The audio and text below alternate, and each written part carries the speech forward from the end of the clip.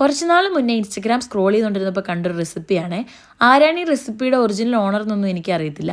പക്ഷേ ഒത്തിരി പേര് ഇതുണ്ടാക്കി നോക്കുന്നത് ഞാൻ കണ്ടിട്ടുണ്ട്. അപ്പോൾ ഞാനും വിചാരിച്ചൊന്ന് ട്രൈ ചെയ്ത് നോക്കാമെന്ന്.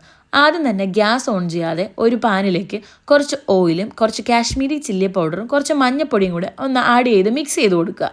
എന്നിട്ട് ഗ്യാസ് ഓൺ ചെയ്ത് ലോ ഫ്ലെയിമിലിട്ട് അതിലേക്ക് കുറച്ച് വെളുത്തുള്ളി ചതച്ചതും ഉള്ളി ചതച്ചതും കൂടെ ആഡ് ചെയ്ത് നന്നായിട്ട് മിക്സ് ചെയ്യുക. അത് കഴിഞ്ഞ് ഇതിലേക്ക് ആവശ്യത്തിന് ഉപ്പ് ചേർക്കാൻ മറക്കരുത് കേട്ടോ. എന്നിട്ട് നമുക്കിതിലേക്ക് കുറച്ച് വാളംപുളി പിഴിഞ്ഞൊഴിച്ച് വെള്ളം കൂടെ ആഡ് ചെയ്ത് കൊടുക്കാം. ഇനി ഇതൊക്കെ ഒന്ന് നന്നായിട്ട് വറ്റി വരുമ്പോഴത്തേക്കും നമ്മുടെ മെയിൻ താരം മത്തി ആഡ് ചെയ്യുക. ചിലരുടെ നാട്ടിൽ ഇത് ചാള എന്നാണ് പറയുന്നത് എനിക്കറിയാം. നിങ്ങളുടെ നാട്ടിൽ ഇതിനെ എന്താ വിളിക്കുക?